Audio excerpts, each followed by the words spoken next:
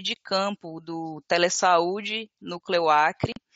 E hoje, através de uma solicitação de um colega cirurgião dentista, né, através do nosso site, onde existem os formulários voltados à solicitação de web palestras, né? Nós vamos abordar um pouco sobre o tema patologias bucais na odontologia. Lembrando que esse tema nós precisaríamos de muitas webs para poder abordar todos, falar de todos de uma forma mais abrangente, mais específica. Então, nessa web de hoje, né, nós vamos abordar as principais, aquelas que mais acometem a cavidade oral dos pacientes, principalmente na atenção básica, na atenção primária, onde os profissionais, os odontologistas, os técnicos em saúde bucal, os auxiliares de saúde bucal, costumam enfrentar no dia a dia, né, ter os atendimentos voltados para essas patologias bucais. Então, aquelas que ficarem de fora, em outro momento, a gente pode estar abordando com certeza.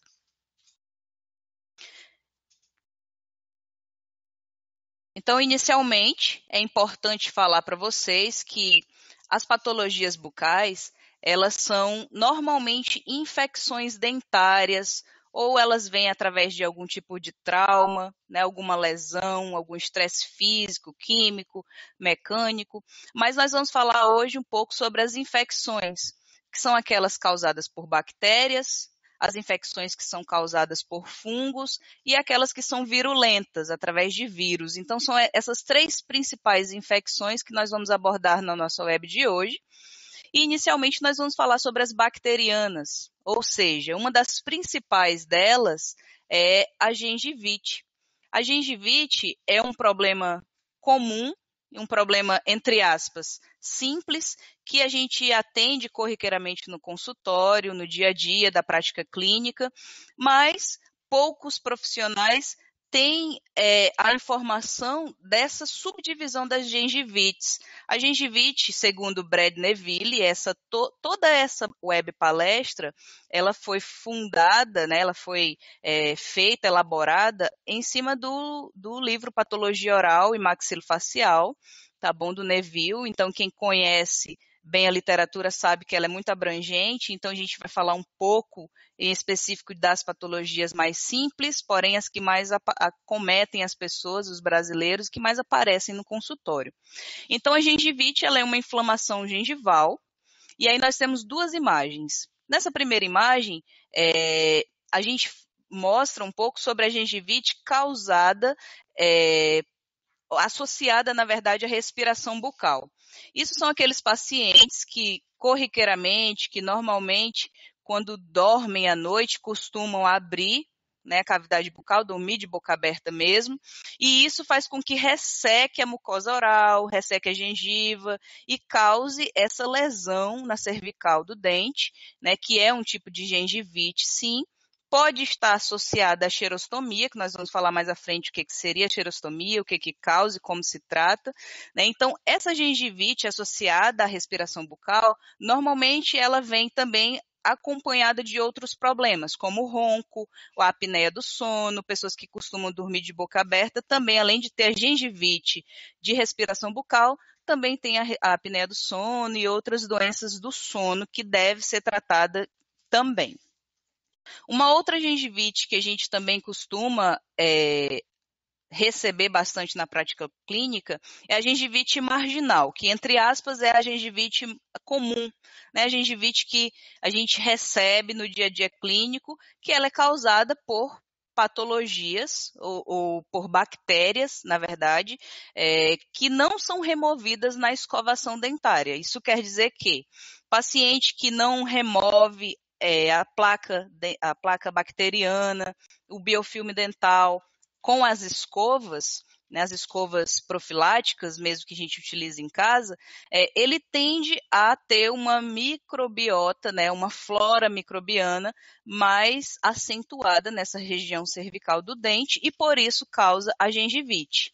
Então, nesse caso, agora dessa gengivite marginal, o tratamento é bem mais simples e bem específico dela, né? Então, para que o paciente tenha uma alta odontológica, né, tenha a cura dessa gengivite, ele apenas precisa escovar os dentes pelo menos 2 vezes ao dia, né, em técnicas que o cirurgião dentista normalmente, ou técnico de saúde bucal, auxiliar, vai prescrever, né? A gente costuma prescrever para pacientes adultos que tenham uma mobilidade motora ideal. A gente costuma prescrever a técnica de Bass, né? Que é a técnica onde a escova, ela com a cabeça pequena e macia, ela alcança um ângulo de 45 graus, então ela consegue chegar nesse suco gengival, removendo todas essas bactérias.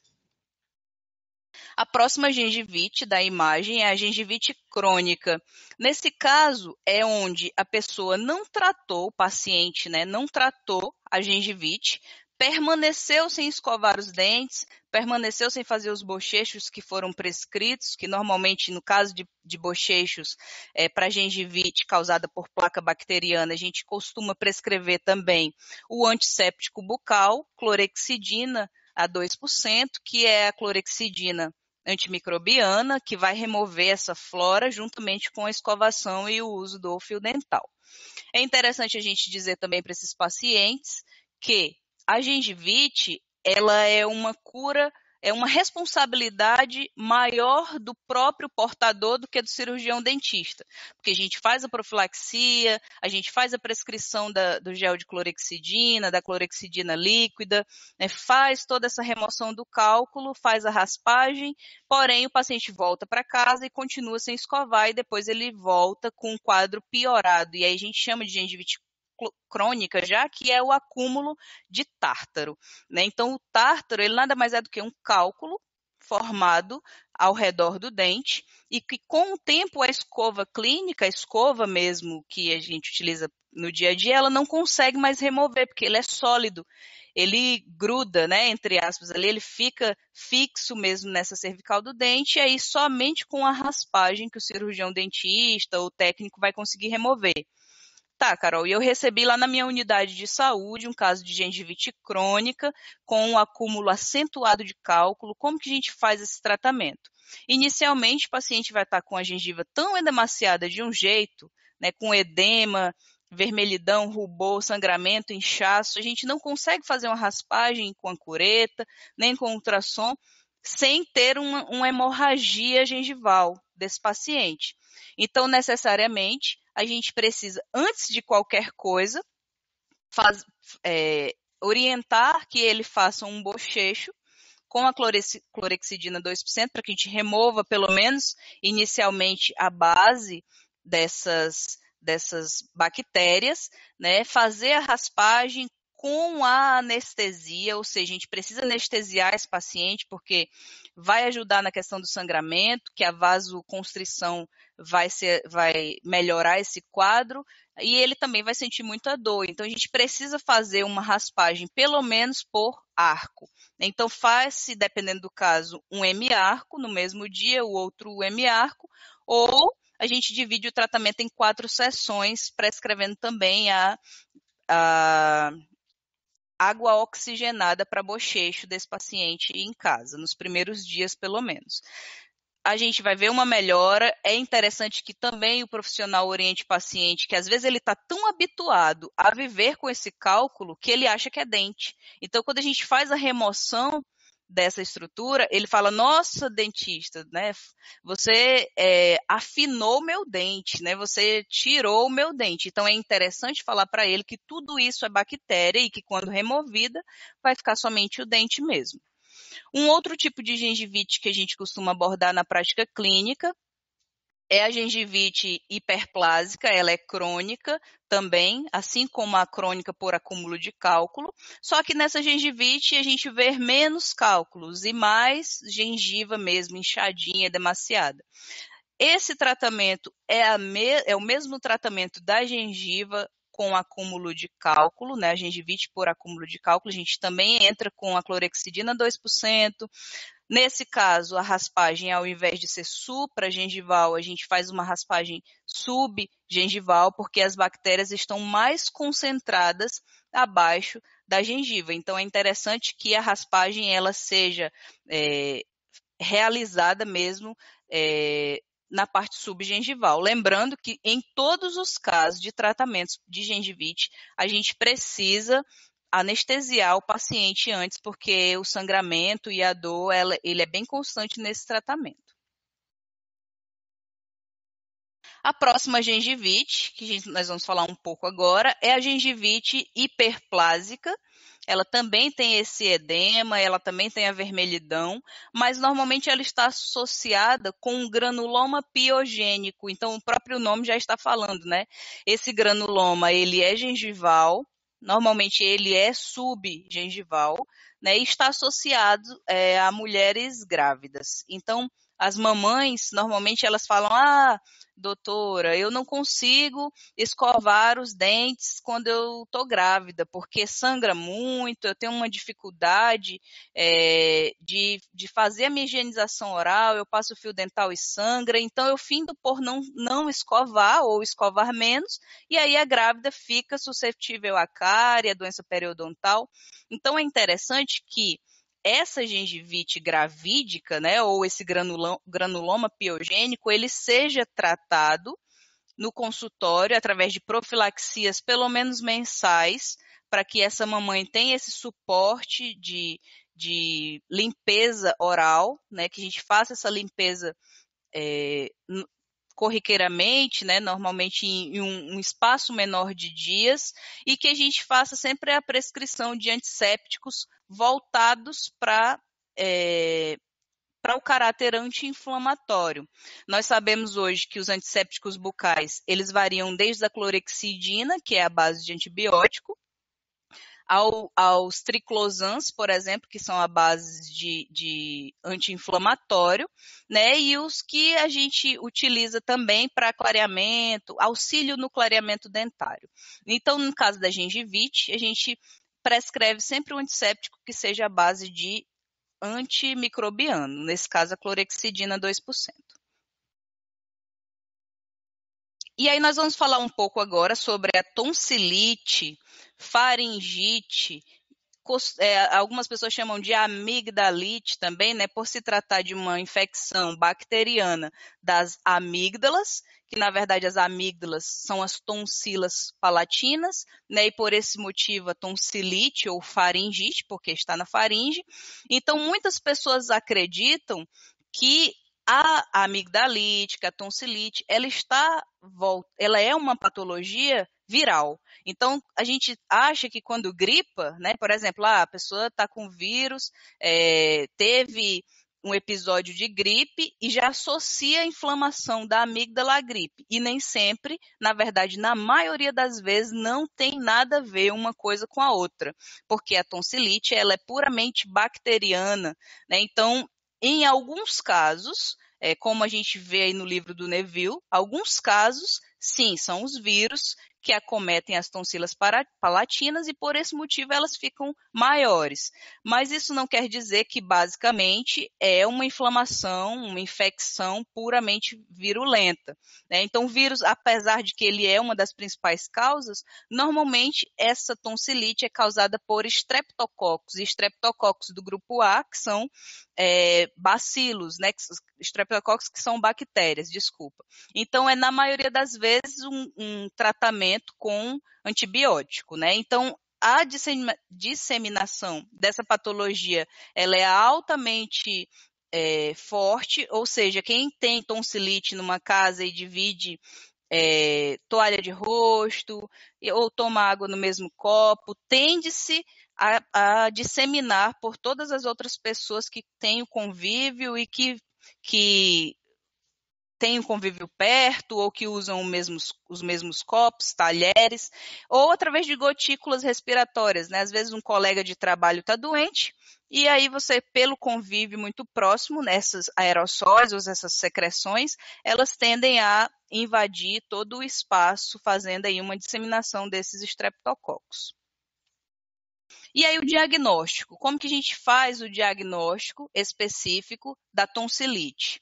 É o que a gente costuma receber no consultório, o paciente normalmente quando tem tonsilite procura o profissional médico, né? Mas isso não quer dizer que o profissional dentista, cirurgião dentista, não está apto a fazer a prescrição e o tratamento. E quais são os achados mais comuns que a gente consegue ver nesses pacientes? A febre, que normalmente ela é acima de 40 graus, a disfagia, né, rubor, a faringe, a tonsila, ela tende a ficar um pouco mais inchada, essa dor na garganta, sensação de amígdala maior.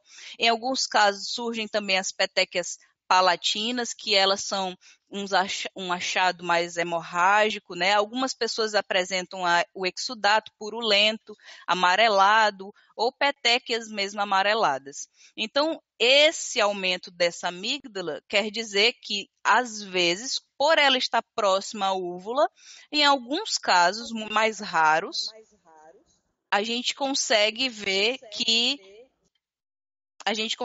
alguns pacientes eles têm o edema também da úvula. Então, nesse caso, já é um pouco mais grave e a gente precisa entrar com um antibiótico um pouco mais forte, associado ao antipirético também. Em alguns casos, algumas pessoas têm dor abdominal, vômito, né? E isso tudo são sintomas da amigdalite.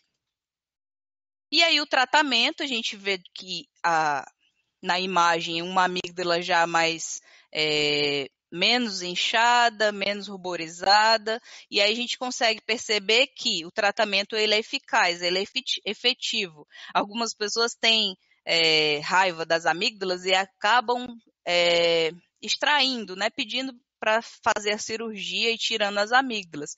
Lembrando que elas funcionam como filtro de bactérias, de coisas que a gente come e ingere para o nosso sistema digestório. Então, não é interessante que a gente faça remoção da amígdala, e sim um tratamento através de penicilina, amoxicilina e outros medicamentos à base de penicilina. Para quem for alérgico, é interessante que inclua a azitromicina ou a clindamicina nesses casos dos pacientes alérgicos à penicilina.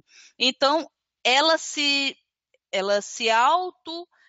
autocura, né, vamos dizer assim, a partir do momento que a gente entra com essa penicilina. Ela não precisa de uma outra abordagem clínica, somente o antibiótico já é capaz de diminuir essa sensação desse quadro. Tá bom? Então, de 3 a 4 dias, a amigdalite, né, a tonsilite, ela já tende a diminuir e regredir.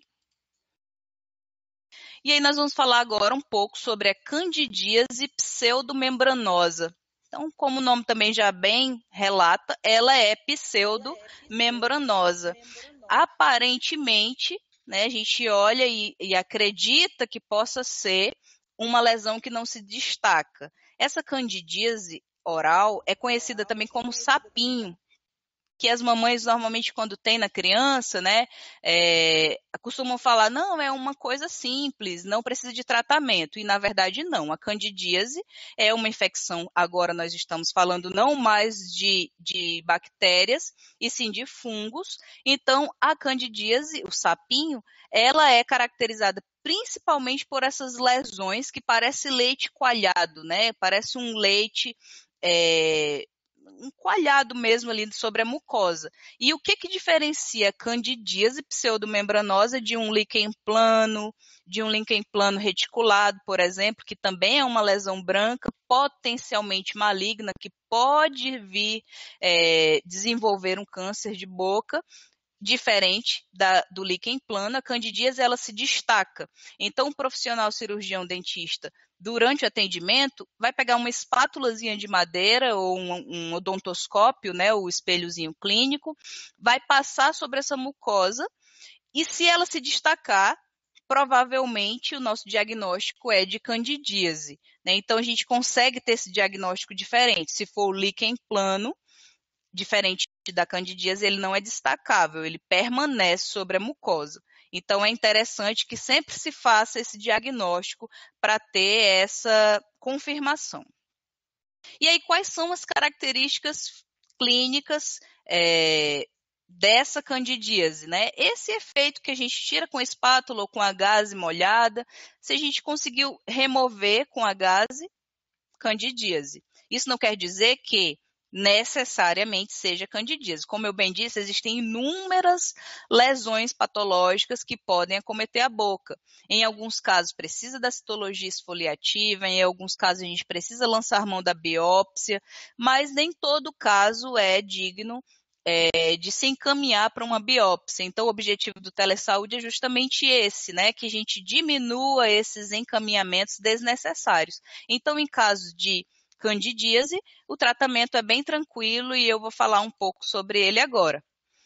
O tratamento que a gente faz para candidíase é a mesma da candidíase que os enfermeiros tratam, a candidíase genital. Né? Da mesma forma como existe a nistatina para candidíase genital, a gente também tem a nistatina para candidíase do fluxo da cavidade oral. A diferença é que ela não vem em formato de creme nem em formato de pomada. Ela é uma suspensão, ou seja, ela é líquida.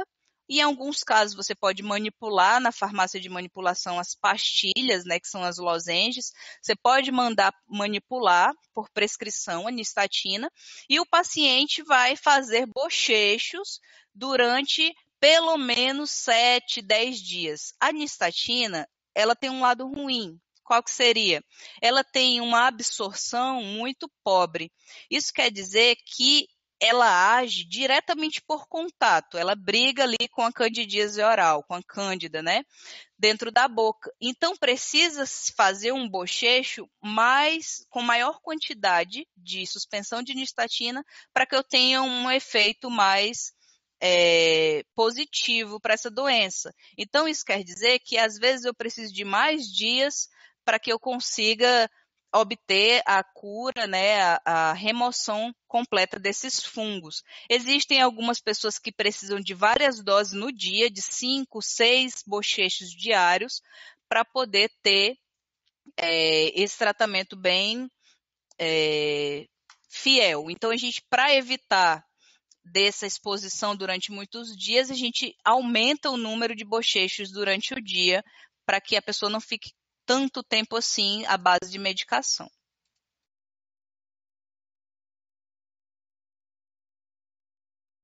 Outra medicação que a gente também lança mão, nesse caso, é o clotrimazol.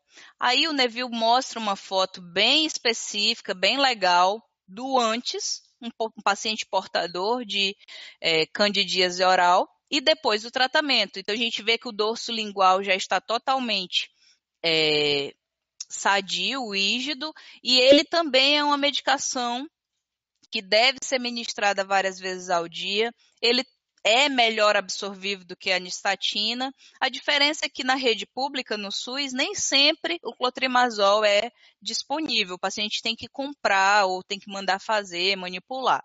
E a nistatina, a gente já consegue ter lá na nossa atenção básica, tá bom? Então, ele também pode ser feito por pastilha, e agora o nome é trouxe, né? E aí essas pastilhas a gente pede para que o paciente mastigue mesmo durante o tratamento inteiro, e também pode ser utilizada a pomada. A pomada clotrimazol, nesse caso, ela também pode ser utilizada. Lembrando que alguns pacientes, além da candidíase pseudomembranosa no dorso da língua, na mucosa jugal, na bochecha, no palato, soalho de boca, eles também podem desenvolver a quelite angular.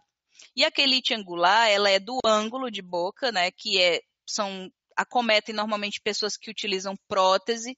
Então, lá as pessoas mais idosas, que já tiveram a perda dos dentes e que usam prótese total, quando ela retira a prótese, a dimensão vertical dela de dentes diminui, né? O que a gente chama de boca, a boca fica murcha, né? E com essa diminuição dessa dimensão vertical da boca, acumula-se fungo nesses ângulos. Então, a gente costuma dizer que a quelite angular, ela é oportunista, né? Ela vê um local que é quente, que é úmido, né? Assim como todo e qualquer fungo, né? Ele precisa de umidade e precisa de temperatura elevada para que ele se desenvolva. Então, a gente orienta os vovozinhos, os portadores de prótese, que todas as vezes que removerem a prótese, que utilizem uma escovinha mais macia, ou que passem gás mesmo com um antisséptico em toda a mucosa para remover todo esse resquício de alimento e tirar esses fungos de dentro da cavidade oral para que não exista uma infecção fúngica dentro da boca. E aí nós vamos falar agora sobre uma patologia, acho que de todas elas, a que mais acomete, né? A gente costuma dizer que a cada 10 pessoas, pelo menos 2 já entraram em contato, são hospedeiros do vírus da herpes, né? Que é o herpes vírus humano, o HSV. Então, existem alguns mitos e algumas verdades sobre a herpes, né? Então, é de uma família de vírus conhecida como Herpetuviridae, né, que é uma família que tem subtipos de vírus herpéticos.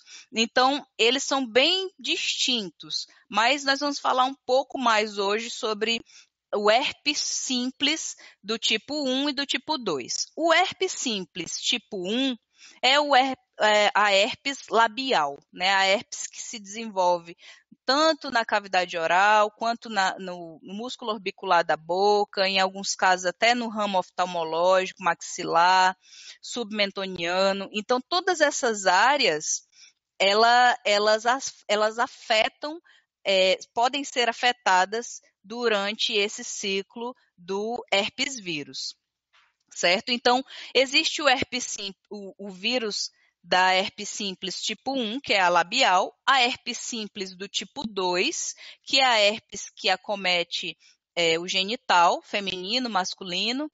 Existe a varicela zoster, que é o famoso cobreiro, né? Os acrianos chamam a varicela zoster de cobreiro, né? Tem algumas lendas, inclusive, sobre esse vírus na nossa região. Então, a varicela zoster seria a herpes do vírus humano, do tipo 3. Existe também o Epstein-Barr, que é o vírus também de herpes, e aí ele não causa mais as lesões herpéticas, como é o caso dessa figura. Nesse caso, ele já causa algumas lesões de boca, que a gente costuma chamar de doença do beijo, né, que é a mononucleose. A mononucleose, ela vem desse tipo de vírus, que é a Epstein-Barr, né, é o vírus da Epstein-Barr, e é o tipo 4 de herpes vírus humano.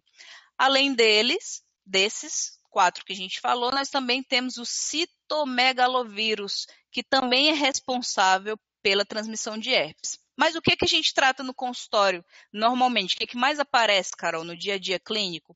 A herpes simples do tipo 1, que é essa lesão aí da figura. Nesse caso, são várias vesículas, várias pequenas bolhas que têm inicialmente a fase pruriginosa. Isso quer dizer que o paciente já percebe quando vai ter crise herpética, porque ele sente esse rubor, percebe essa coceira, essa irritação, e aí ele tende a procurar já um tratamento. Lembrando que quem tem herpes, quem entra em contato com o vírus da herpes, vai ter o vírus para o resto da vida. Ele vai ficar inoculado, ele vai ficar dentro dos gânglios geminais, que ele tem essa preferência pelos nervos da face, e qualquer estresse, qualquer trauma, qualquer imunidade que se diminui, a alimentação que fica menos proveitosa, vamos dizer assim, o paciente já tem uma crise herpética novamente. Não confundir herpes simples com grânulos de Fordyce. Os grânulos de Fordyce, eles são glândulas sebáceas normais, que é apenas uma variação anatômica do ser humano. Existem algumas pessoas que têm esses grânulos de Fordyce bem acentuados na região do lábio, da mucosa jugal, mas isso não quer dizer que o paciente esteja em crise de herpes. Carol, como é que eu vou saber se é herpes ou se é grânulo de Fordyce? Você vai perguntar, fazer uma anamnese para o seu paciente, né? Olha, fulano, essa lesão, essas vesículazinhas que tem aqui na sua boca, elas apareceram agora? coça quando aparece, vira uma crostazinha depois, né? Uma casquinha de ferida depois e sai, vem de vez em quando, ou você sempre teve? Se a pessoa falar que sempre teve, são as glândulas sebáceas, que normalmente elas têm mais isso na parte genital, parte de axilas, mas que pode desenvolver na boca também e é extremamente comum. E para isso, a gente não precisa de tratamento. Os grânulos de Fordyce, eles são uma estrutura anatômica, tá bom? Então, o termo herpes deriva do grego, que quer dizer arrastar. Ou seja, isso quer dizer que esse vírus, ele se dissemina, ele se espalha pelo organismo e que ele fica lá durante muito tempo. Apenas tem as infecções recorrentes, que a gente chama, que é a crise herpética, né? Quer dizer que quando essa crise herpética ela aparece, o poder de latência e disseminação é enorme. Isso quer dizer que quem tem herpes e que aparece de vez em quando as lesões, tem que tomar cuidado. Viu que a lesão já está aparecendo, o lábio já está coçando, você tem que ter sempre a sua toalha individual, toalha de rosto, talher, colher, copo. A gente costuma falar do kit herpético, né? A herpes estourou, você não pode mais usar nenhum outro instrumental ou qualquer outro material que você utilize na sua própria casa mesmo. Tem que orientar isso para os pacientes, né? Que a herpes ela é extremamente disseminada. Tomar cuidado com as crianças. Adulto tem a mania de, às vezes, beijar a mãozinha da criança, né? E aí a criança, Freud já explica, né? Lá na psicologia, ele fala que nós temos o desenvolvimento humano e que a criança, ela está na fase oral, ela está descobrindo o mundo pela boca. Isso quer dizer que tudo que ela achar, ela coloca em contato com a boca. Isso quer dizer que se você beijou a mão de uma criança infectada com herpes, ela vai desenvolver a gengivo estomatite herpética, que nós vamos falar daqui a pouco sobre isso também. Falando um pouco agora sobre o HPV, né, o papiloma vírus humano, agora a gente chama um pouco da responsabilidade para o cirurgião dentista em conjunto com a equipe de enfermagem, a equipe médica. O HPV ele tem sido hoje uma preocupação, é tanto que existem hoje as vacinas, né, para a comunidade infanto-juvenil, porque é um vírus que se desenvolve normalmente na parte genital e que através do sexo oral ela pode ser transmitida sim para a região da cavidade também. Então quer dizer que todos os pacientes, né, todas as pessoas que vocês puderem repassar a informação de que o sexo oral, ele também deve ser um sexo seguro, né, com o uso de preservativo, é importante que se repasse, porque as lesões de HPV, elas são essas verrugas, né, são lesões à base de verrugas mesmo, e aí todos os sintomas que uma pessoa com HPV tem na genital, na parte genital, pode ter também na oral, né? Então, o tratamento é o mesmo, ele é feito por eletrocautério, algumas medicações químicas que vão remover essas verrugas. No entanto, uma vez que eu adquiro HPV, assim como a herpes, eu tenho contato com esse vírus para o restante da vida e somente vou tratando as infecções recorrentes.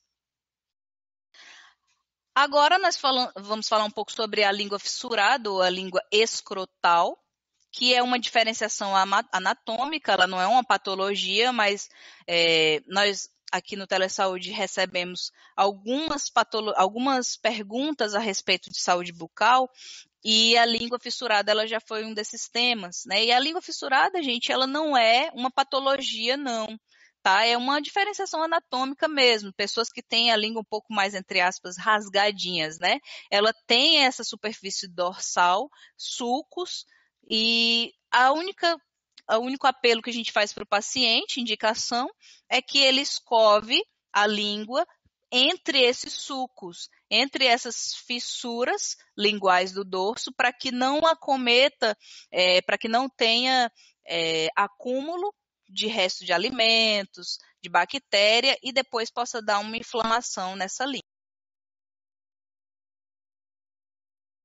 Algumas pessoas costumam dizer que a língua fissurada, algumas pessoas chamam de geográfica, mas a língua geográfica já é uma outra diferenciação anatômica, não tem nada a ver com a língua fissurada, que ela pode estar associada ao HIV. Não, tá? Não tem nada a ver. A pessoa que tem a língua fissurada é somente uma variação normal, assim como uma pessoa pode ser alta, outra pode ser mais baixa, é somente uma variação anatômica. Aí nós temos outra diferenciação anatômica, que é a linha alba. A alba já está falando, né? Já vem de parte claras. É uma lesão também branca. E ela acomete a partir da bochecha, mucosa jugal, vestibular ali da cavidade oral. Como que a linha alba se apresenta e por que ela aparece? Ela é essa linhazinha de mucosa que foi mastigada, que foi traumatizada com a mordida, né? Então, pessoas que têm uma mordida mais cruzada, mordida cruzada posterior, de molares, elas costumam, quando vão mastigar também a bochecha junto. Às vezes quer dizer também que essa pessoa tem pouco espaço anatômico para a erupção do siso, né, do terceiro molar, e aí a gente indica nesses casos a cirurgia de extração do terceiro molar desses pacientes, para que não exista esse trauma local durante muito tempo, porque isso todo e qualquer trauma oral pode desenvolver uma lesão cancerígena.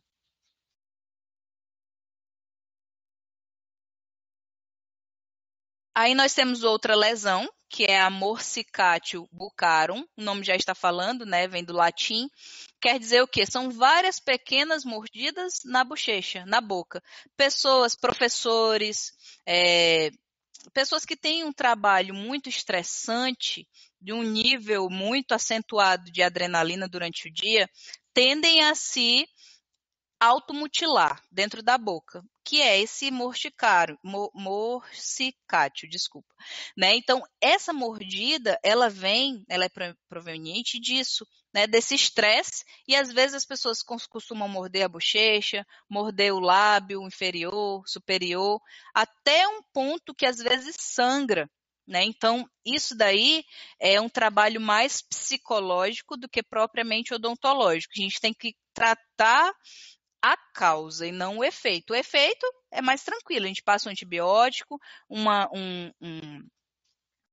antisséptico à base de anti-inflamatório ou à base de antimicrobiano, e a pessoa vai ter aí a cicatrização. Porém, enquanto não se tratar a causa, o estresse mesmo, então a gente sempre trabalha nesses casos em parceria com os psicólogos e psiquiatras. Todas essas condições que eu falei, com exceção do morticário, elas são condições benignas, ou seja, não precisa de um tratamento específico, é uma diferenciação anatômica e a gente apenas orienta o paciente da correta higienização.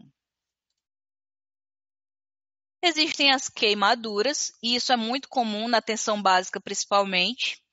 Algumas pessoas tendem, ultimamente foi bem modinha, né? Algumas pessoas veem na internet um vídeo de que, eu sei que se eu misturar tal substância com outra substância e casca de banana e não sei mais o que, borra de café, eu consigo clarear o meu dente. Aí as pessoas costumam fazer essa mistura de vários agentes químicos, medicações, sem uso controlado por um cirurgião dentista, e aí findam queimando as suas gengivas, né? A parte da gengiva mesmo ali. Então, isso daí é interessante de se abordar dentro da atenção básica também, porque esses clareadores, se eles forem depositados, ou até o próprio gel, tem pessoa que vai na dental, compra o gel, e aí passa sobre o dente, porque não sabe como é o protocolo, POP de clareamento, sem fazer uma barreira gengival com top-dan, e aí queima a gengiva. Aparece na atenção básica desse jeito, a gente precisa tratar também essas queimaduras. No caso da imagem da esquerda, a gente tem a queimadura por gel clareador. Normalmente a gente utiliza o peróxido de hidrogênio, né, 37% e várias porcentagens de gel. Se o paciente utilizar isso em casa sem uma barreira gengival, ele pode até necrosar a gengiva dele e perder o elemento dentário mesmo com o passar do tempo. E existem as queimaduras por aspirina, né? Então, aquelas pessoas que costumam colocar aspirina na boca e dormir, se deita, né, com o comprimido na boca.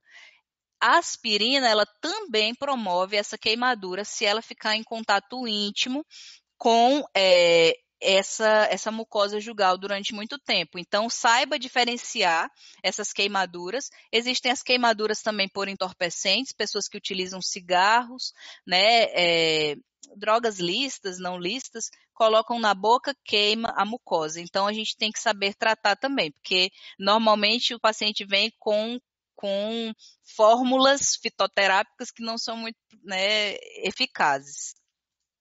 Existe a queimadura por formocresol, então o profissional da atenção básica que faz o acesso cirúrgico endodôntico dos dentes, muito cuidado. Quando você for utilizar qualquer medicação que seja endodôntica, tenha o cuidado de usar o isolamento absoluto, o dique de borracha, o lençol de borracha, porque se essa medicação ela cai sobre a mucosa, ela promove uma queimadura e aí nem sempre o paciente vai reagir isso muito bem, né? Porque é uma iatrogenia, foi um erro profissional.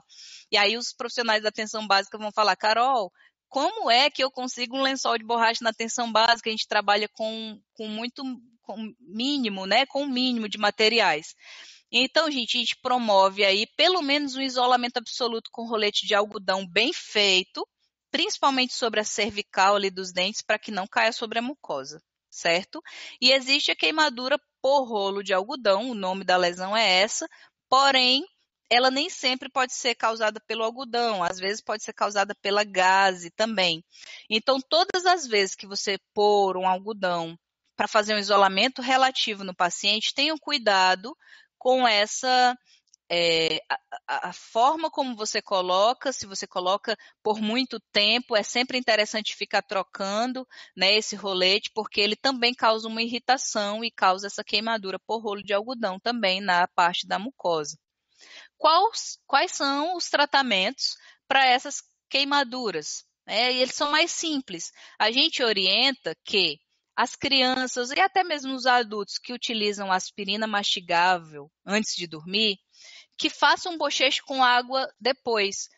Tomou a aspirina, vai dormir, bochecha um pouco de água filtrada, água mineral, bochecha bastante, cospe e aí depois vai dormir. Eu faço a higienização bucal, né, a escovação bucal mesmo e tudo bem. Em caso de queimaduras mais severas, onde já causa dor, aí a gente entra com os anestésicos tópicos. Nesse caso, ele vai promover um alívio temporário, porém ele não é pertinente. Então, o paciente vai precisar comprar um anestésico e ficar utilizando várias vezes ao dia para passar essa dor. Porém, isso daí é somente para alívio temporário da dor. O que a gente precisa fazer mesmo é o desbridamento cirúrgico dessa lesão. Então, vai fazer toda a raspagem dessa lesão e depois dessa raspagem a gente entra com antibiótico terapia. Né? Penicilina, no primeiro lugar, aos alérgicos da penicilina pode ser azitromicina, os macrolídeos. A cicatrização ela é comum, ela é normal, depois de alguns dias essa lesão ela tende a cicatrizar e aí a gente só preserva, né? Vê como que como que o paciente está reagindo.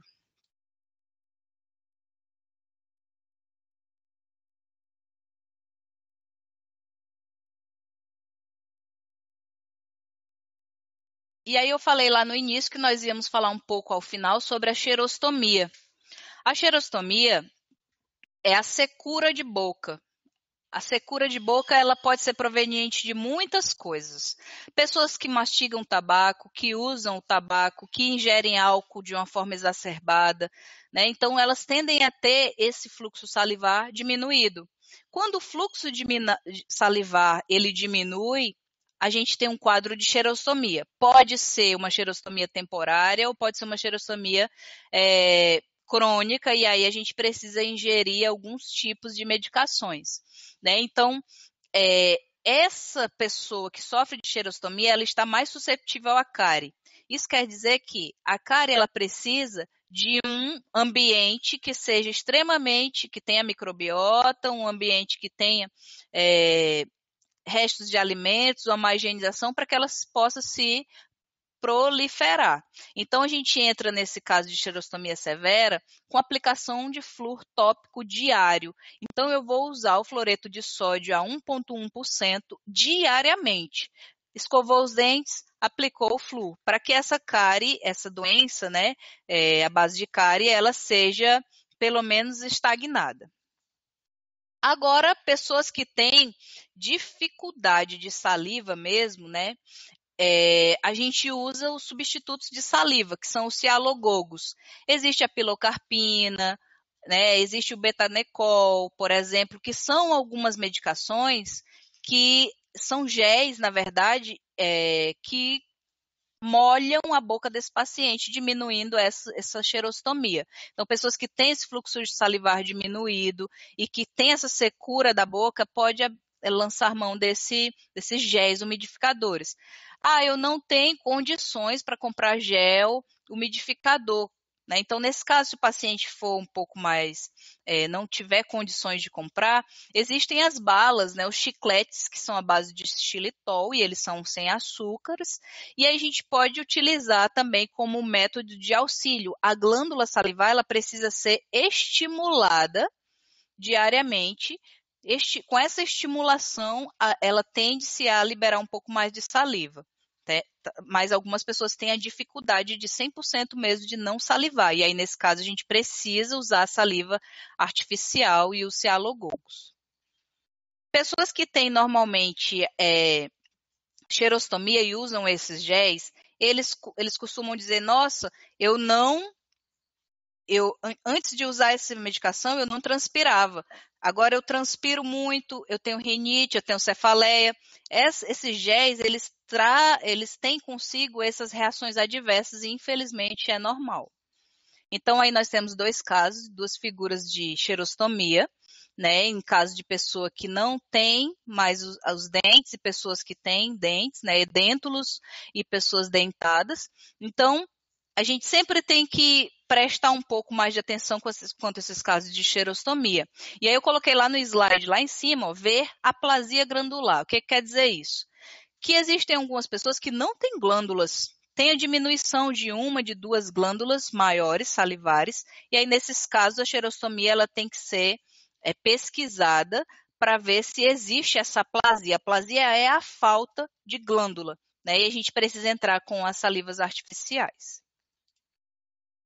E aí agora nós vamos falar um pouco sobre a osostomia, né? Pegar no calo de muitos pacientes, né? A osostomia é conhecida também como halitose ou mau hálito, também é uma diferenciação, também é uma patologia comum que acomete a maioria das pessoas, mas a osostomia nem sempre, o mau hálito, ele nem sempre é uma causa patológica, né? Existem alguns casos de pessoas que falam que têm a osostomia, que têm a halitose, porém é só matutina. Não, doutor, quando eu acordo com mau hálito. Tudo bem, né, gente? Essa condição de halitose nas primeiras horas ao acordar é normal. Isso quer dizer que que o corpo do paciente passou por um processo de hipoglicemia. Isso quer dizer o quê? Que a gente não ingeriu alimentos à noite, a quantidade de açúcar do nosso organismo diminuiu, não deu para queimar esse açúcar, que é a principal fonte de metabolismo. Aí o que o organismo fez? Ele foi lá nos ácidos graxos, que são a gordura do nosso organismo, e queimou o ácido graxo. E nessa forma, o ácido graxo, quando ele é queimado pelo organismo, ele produz um odor fétido, extremamente volátil. Quer dizer que ele se dissemina pelo meu esôfago, boca, e aí a gente expira sempre pela parte da manhã. Então, a hipoglicemia, pessoas que costumam ter uma alimentação ao dia, 2 alimentações ao dia, essas pessoas tendem a ter um quadro de halitose, porém temporária. É só se alimentar, escovar os dentes, que depois está tudo certo. Então, a halitose pela manhã, ela é comum. Desconfiar de quem não tem, porque aí quer dizer que você está se alimentando muito pela noite, aí provavelmente tenha um problema de digestão, certo? Então, Segundo o site de halitose brasileira, a localização da halitose, principalmente ela é da cavidade bucal. Pessoas que têm halitose têm dificuldade de dizer que tem, ou pessoas ao redor têm dificuldade de dizer, fulano, você tem mau hálito. Então, normalmente essa dificuldade é em expressar findas que a gente procura pouca ajuda e finda não tratando. E as pessoas costumam dizer, não, eu tenho halitose, mas é do estômago. Isso é um mito. 1% de todas as halitoses são causadas por distúrbios de sistema digestivo, esofágico, esofaríngeo, hérnia de hiato, infecção por H. pylori. Ou seja, 1% é quase nada. Poucas dessas pessoas que apresentam halitose realmente são do sistema digestivo. A gente sempre suspeita, inicialmente, da cavidade oral. Ou seja, você pode ter cárie, periodontite, saburra lingual, que é esse resto de alimento, né, essa parte suja que fica sobre a língua, né? Então alguns dentes cariados, feridas aftas que tendem a cicatrizar com maior tempo, prótese que é mal adaptada, fístula, tratamento endodôntico. Então a cavidade oral ela é responsável por 90% dos casos de halitose. Então, o dentista consegue tratar muito mais do que o profissional médico, né? Então, às vezes a pessoa tem halitose, procura um médico. Raramente um profissional médico vai conseguir fazer um tratamento específico, porque na maioria dos casos é da cavidade oral mesmo, tá bom? Existem alguns casos, 8% deles, que é algum distúrbio otorrinolaringológico, né? Isso quer dizer que a faringite, sinusite, pessoas que apresentam bronquites, né? Algumas doenças relacionadas ao nariz, à maxila, né? Seio maxilar, pode apresentar essa litose também. Aí nós temos uma imagem de saburra lingual. A saburra lingual ela é o acúmulo de bactérias, né? Então, ultimamente em algumas redes sociais, né, as pessoas avaliam muito alguns cantores, pessoas famosas que põem a língua para fora e aí tem a saburra lingual lá. A saburra lingual ela é patológica? Não, gente, saburra lingual é falta de higienização. Quer dizer que esse paciente, esse profissional, ele não escovou a língua. Então, a gente tem que orientar as pessoas que a gente escova os órgãos dentais, a gente escova gengiva, né? A gente escova a boca por inteira e a língua também deve ser escovada ou usada aqueles limpadores de língua, certo? Para a raspagem dessa língua saborrosa. E aí eu trouxe um pouco da história sobre a litose, né? Os judeus, antigamente, segundo um trabalho de 2007, um homem que casasse com a mulher e descobrisse que ela tinha a litose, eles podiam devolvê-la para a família, eles se divorciavam por causa disso, né? Trazendo agora essa história lá para Titus, antes de Cristo, 200 anos antes de Cristo, né? Ele fala, um dramaturgo romano, que ele fala que o fedor de boca, entre aspas, era uma das principais razões para que os homens fossem infiéis com as mulheres. Então, eles tinham casos, né, relacionamentos extraconjugais, porque as mulheres costumavam ter esse fedor de boca, que é a halitose, né? Então, a palavra halitose não é o nome da doença. O nome da doença é oosostomia. A halitose foi utilizado por uma companhia de médica chamada Listerine, né? O Listerine que a gente utiliza hoje foi quem criou o termo halitose em 1921. Isso, aí a gente levou na prática clínica, mas sempre que for preencher e tratar a doença, ela é a oosostomia, certo? E aí vamos falar um pouco agora sobre as hemorragias submucosas, né? Então agora é uma parte que a gente precisa abrir os olhos para a responsabilidade que é ser cirurgião dentista, técnico em saúde bucal, esses profissionais que utilizam mesmo o dia a dia clínico, porque a hemorragia, ela às vezes pode se tratar de lesões que são de violência sexual, então a responsabilidade aumenta um pouco. Existem as hemorragias que elas são eritematosas, existem as hemorragias que são a formato de púrpura, petequias, que é o caso dessa lesão aí, dessa foto que eu mostrei para vocês, e existe a equimose do palato mole. Essas hemorragias podem ser por muitas coisas. paciente está escovando os dentes, bate a escova no final do palato, ou utiliza canetas na boca, né, e finda por machucar mesmo o céu da boca ou a gengiva. Mas, normalmente, a hemorragia submucosa de palato, ela é através de um ato sexual, chamado de felação, né, que é o atrito abrupto da cabeça peniana sobre o palato mole do paciente.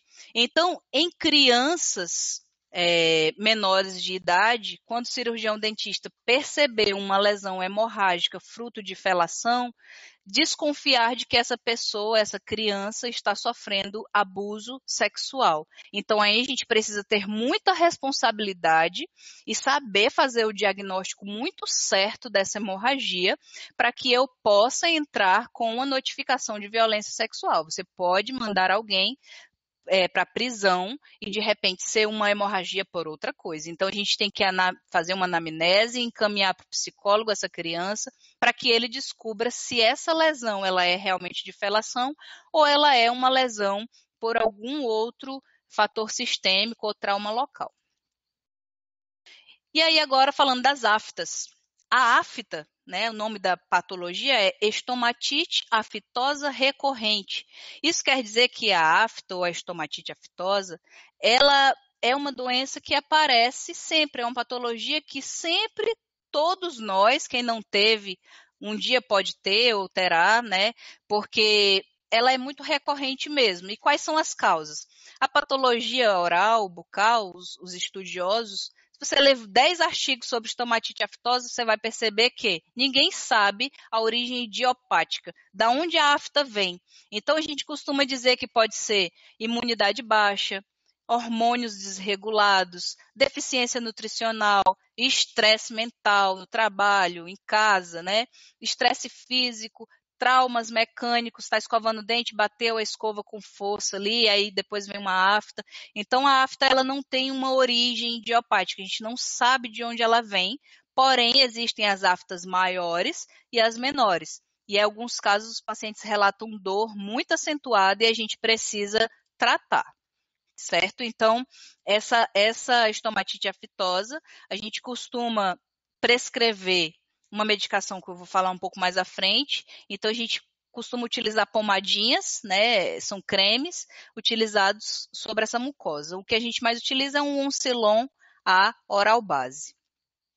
Existe a herpes associada à afta, que a gente chama de herpetiforme. Então, pessoas que têm muitas lesões de herpes, muitas crises herpéticas durante muitas vezes num mês só, por exemplo, e está associada à afta, essa lesão, ela se espalha por toda a boca e a gente já não chama nem de estomatite aftosa, nem de lesão de herpes simples, do tipo 1.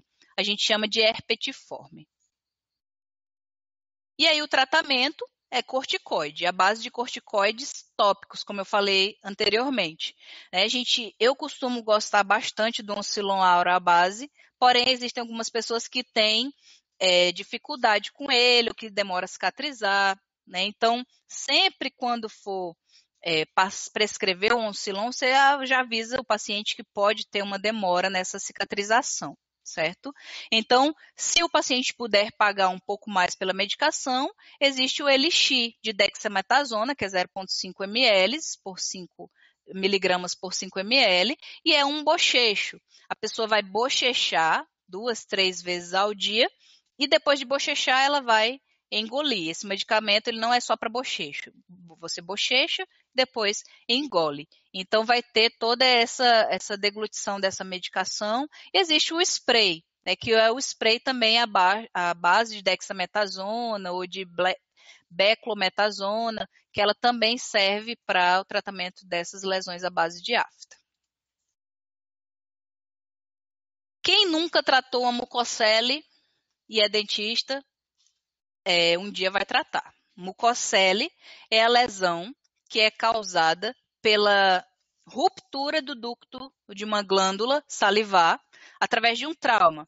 Então, você está mastigando um chiclete, mordeu a bochecha, mordeu a língua, né? E aí, com o tempo, essa glândula salivar, ela se rompeu um ducto, é como se fosse um cano de passagem de água, e aí se rompeu esse ducto, vai extravasar saliva para fora do ducto da glândula, então causando aí uma lesão de mucocele. Lembrando que a mucocele, normalmente, ela é uma lesão que acomete o lábio superior e inferior. Quando essa lesão de extravasamento de saliva, ela vai para uma outra região, a gente chama de rânula. Então, a rânula, o nome rânula vem do grego rã, né, que parece a barriga de uma rã, ali, esse aglomerado, desculpa, de saliva. Então, esse acúmulozinho salivar aparenta o ventre de uma rã e por isso o nome rânula. Rânula quando é assoalho de boca. Mucocele quando é em região labial. E aí como é que a gente faz para remover essa lesão? É a excisão cirúrgica. Então a gente precisa remover, cortar com bisturi mesmo, remover toda essa secreção salivar.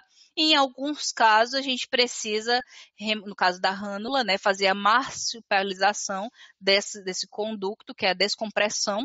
E aí já é mais cirúrgico, não é indicado que a gente faça isso na atenção básica, você encaminha para o cirurgião dentista bucomaxilofacial, porque ele vai precisar fazer uma biópsia também junto com essa área que for cortada. Tá bom? Então aqui nós temos uma lesão de rânula no assoalho de boca. Jamais, de forma nenhuma, coloque um bisturi sobre uma lesão de rânula em assoalho de boca, sem que você domine antes a anatomia dessa língua.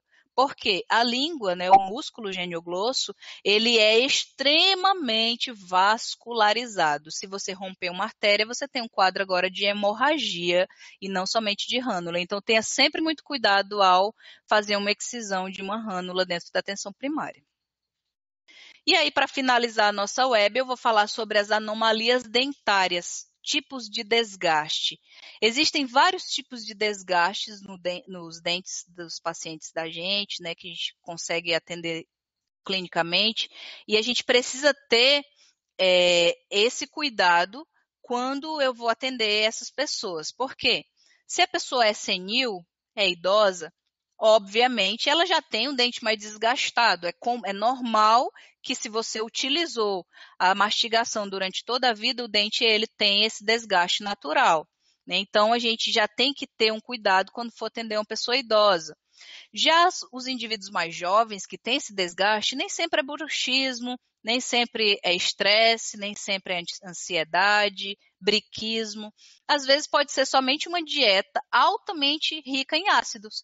Então, os nossos jovens hoje, eles tendem a deglutir mais refrigerantes, alimentos à base de dietas, né, esses suplementos alimentares que são extremamente ácidos, frutas mais frescas e ácidas. Então, isso faz com que os jovens também tenham um desgaste dental. Isso não quer dizer que ele tenha outra patologia. A principal delas é a atrição, que vem do latim atritum, que significa atrito, né? O esfregaço de um corpo com outro corpo. Isso quer dizer o quê? Que você, com o tempo, com o desgaste, a atrição de um dente superior com o inferior, nessa sua oclusão, essa atrição tende a aumentar. Nem sempre a atrição ela é patológica. Pode ser que essa atrição seja somente desgaste fisiológico, e aí todos nós estamos susceptíveis a, quando mais senis, mais velhos, ter os dentes mais desgastados, porque é um processo patológico. Todo o nosso corpo se desgasta, isso é normal. Aí a gente precisa apenas ver se existem contatos prematuros, põe o paciente para ocluir, vê se é topo a topo, vê se é mordida cruzada, se é classe 1, classe 2, para a gente poder movimentar essa mordida deles, tá bom? Então, existe a atrição também de bruxismo, né, que já é patológico, a gente precisa entrar com a plaquinha de bruxismo, né, os antibióticos não, os analgésicos e os anti-inflamatórios sistêmicos para dar um suporte a esse paciente. Existe a abrasão. A abrasão nem sempre ela é fisiológica, ou seja, nem sempre o paciente teve aquela abrasão do dente, aquele desgaste ali fisiologicamente. Normalmente é a pessoa que escova os dentes com muita força na cervical dos dentes, a gente precisa orientar esses pacientes a escovação correta, técnica de Bas, técnica de fones, Da escova que tem que ser macia, a gente costuma sempre orientar o uso da escova Curaprox, que ela é uma escova mais macia, orientada, feita sob medida mesmo para pessoas que têm essa dificuldade em escovação, né? Então, sempre observe, na primeira consulta, o paciente vai ter um retorno, pede para na segunda consulta ele trazer uma escova, trazer a escova que ele usa. E aí você avalia se a escova dele é uma escova muito dura para esse tipo de escovação que você prescreveu. Existem também as pessoas que utilizam entorpecentes, que utilizam a cocaína e que colocam a base dos dentes, da língua, e a cocaína, por ser ácida, às vezes ter substâncias à base de ácido, né, soda cáustica, todos esses abrasivos que tendem a diminuir a abrasão cervical dos dentes. E existe a abrasão que é feita por trauma. Pessoas que utilizam os dentes para segurar cachimbo, pessoas mais antigas, né, os mais idosos, eles tendem a usar cachimbo, e o cachimbo durante muitos anos sobre o mesmo lugar dental, né, a pessoa que abre grampos com os dentes, né, que usa a boca para abrir fita durex, etc., essas lesões de abrasão, elas são aumentadas conforme a pessoa vai fazendo mais ainda esses atos iatrogênicos. E a erosão? A erosão, ela é um desgaste que já é uma parte mais, assim, já é mais característica, porque a erosão, ela normalmente acomete as partes, esses locais da boca, que não são tão protegidas pelas glândulas. As glândulas de secreção salivar, né? Então a parótida, sublingual. Então essas regiões que não têm essa absorção pela glândula, essa secreção de salivar, apresenta essa lesão de erosão. Isso quer dizer que o esmalte ele fica totalmente inteiro, e a parte da dentina, ela tende a baixar um pouco mais, né? Tende a ser um pouco mais desgastada. Então, nesses casos de erosão, também são pessoas que utilizam, que têm refluxo esofágico, pessoas que têm dificuldade em escovação, pessoas que têm doenças normalmente gastrointestinais, que dá refluxo, vem para a boca e aí faz esse desgaste dessas estruturas dentárias. A abfração, ela já é um formato mais de cunha, mesmo ali no formato da cervical do dente. Então, a abfração, ela normalmente, quase todos os casos, ela está associada a trauma ou está associada à oclusão errada. Então, perceba que o paciente que você atende, que tem todos os molares do lado esquerdo, mas não tem os molares do lado direito da boca, por exemplo. A pessoa tem uma desregularização da oclusão. E isso pode acontecer o quê? Se eu só tenho um dente em um lado da minha boca, eu só vou utilizar e mastigar os alimentos na parte que tem dente. E aí o que eu faço? Um sobrecarregamento de forças sobre o meu lado esquerdo, por exemplo, que foi o exemplo que eu dei agora, né? Sobre o meu lado esquerdo do rosto.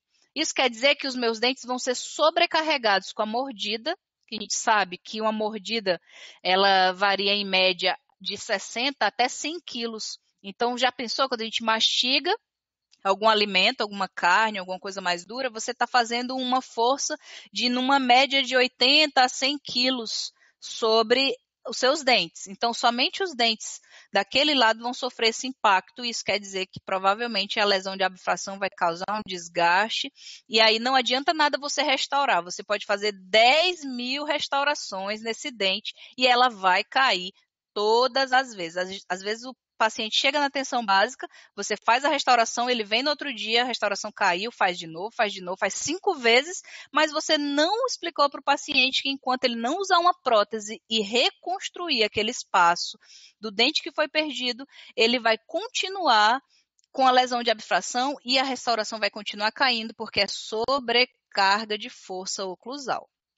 Então existem, eu coloquei um caso aí, né, uma fotinha do que não se fazer.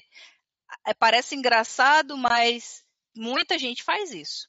abrir garrafas de refrigerante, de cerveja com os dentes, abrir várias, né, garrafas mesmo, pessoas que trabalham em bar, né, às vezes costumam fazer isso, o dente uma hora ou outra, ele pode desgastar, mas ele pode também quebrar, e aí já é uma outra web aula, uma outra web palestra falando sobre lesões de fratura dentária. E aí, como é que eu trato, Carol? Todos esses desgastes que você falou. Gente, nenhum desgaste ele tem uma regra para você fazer o tratamento. Você tem que ser bom de diagnóstico, né? Então, o que você tem que fazer? No caso de erosão, o paciente tem refluxo, encaminha ele para o médico. É caso de abfração, o paciente precisa de uma prótese, então prescreve uma prótese, uma PPR, uma PT, encaminha ele para o cirurgião que vai fazer a prótese, né? O paciente tem uma lesão de abrasão, é porque ele toma muito refrigerante.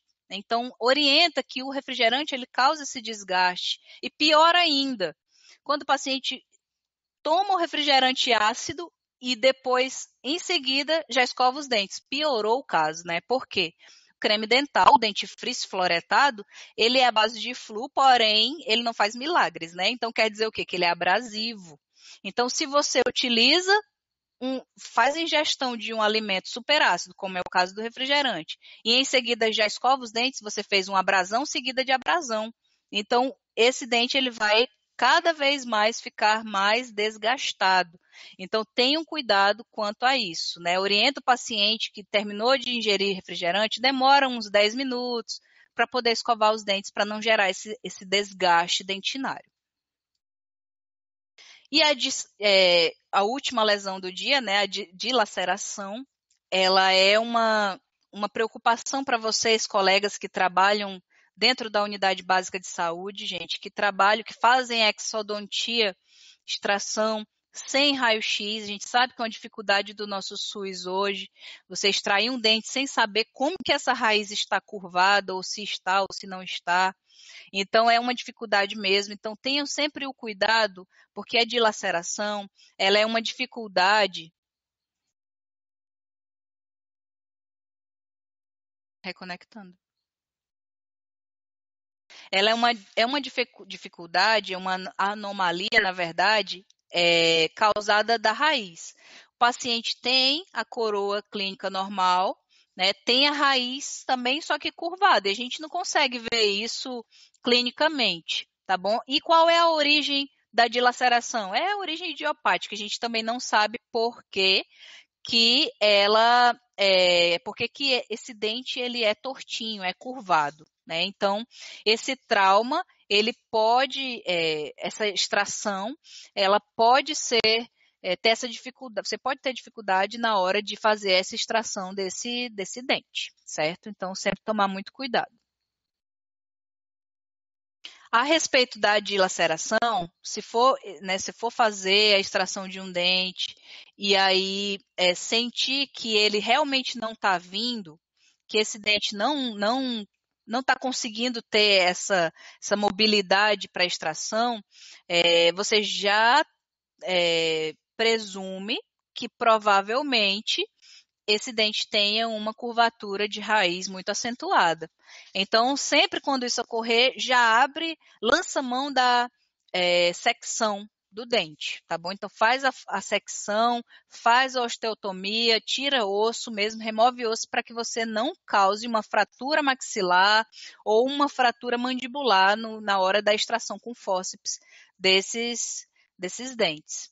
Tá bom, gente? Então, como eu disse no início, essa web de hoje, ela...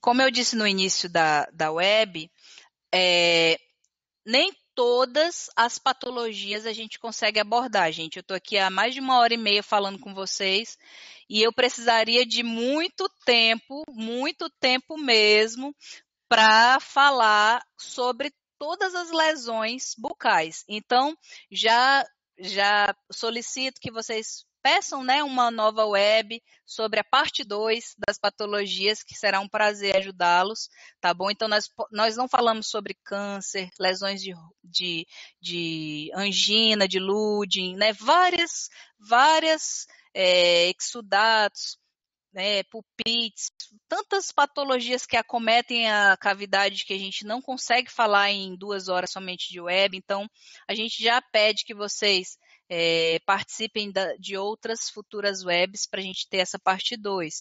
Lembrando que essa web, ela é online, né? Então, o certificado ele também é emitido de forma online. Para que você ganhe o certificado no seu e-mail, receba, você tem que clicar nesse link que o Alessandro mandou aí no bate-papo. Clica nesse link, preenche o formulário com seu nome, CPF. Lembra de colocar um e-mail que você acesse, que seja um e-mail válido, porque o certificado vai para esse e-mail. Então, coloca o e-mail bem direitinho, toma cuidado na hora de preencher, para não dar um e-mail inválido, senão você não recebe certificado. Ele só vai ser emitido hoje, né? Então, só fica aberto até amanhã, tá bom? Então, somente até amanhã a gente recebe esses formulários. Depois disso, você já perde seu certificado, tá bom? Essa gravação, ela fica no nosso canal do YouTube, o Telesaúde Acre, e aí todos são bem-vindos para assistirem as webs que já passaram. Lembrando que não é somente web odontológica, nós temos webs da galera da medicina, enfermagem, né? Experiências exitosas de censas, né? Das secretarias municipais, estaduais. Então, a gente agradece a participação de todos vocês. Se existir alguma dúvida que eu possa suprir, se não caber agora a dúvida, né? Essa supressão da dúvida, pode encaminhar um e-mail, esse daí é o meu e-mail, tá bom? Que a gente responde com certeza, tá bom? Ailce, parabéns pela web, obrigada, colega. Micael, parabéns, ok, obrigada. Muito obrigada, gente. Muito obrigada pela participação. A gente espera a participação de todos vocês nas próximas webs. Lima Júnior, né, sempre presente aí, todas as webs de todos os temas. Muito legal. Obrigada. Não esqueçam de preencher o certificado, tá bom, gente?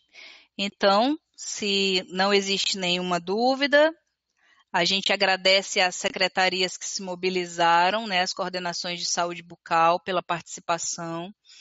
Venham sempre, a gente está sempre aqui a postos para ajudar vocês nos temas que forem pertinentes à saúde no geral, tá bom? Muito obrigada e até a próxima web.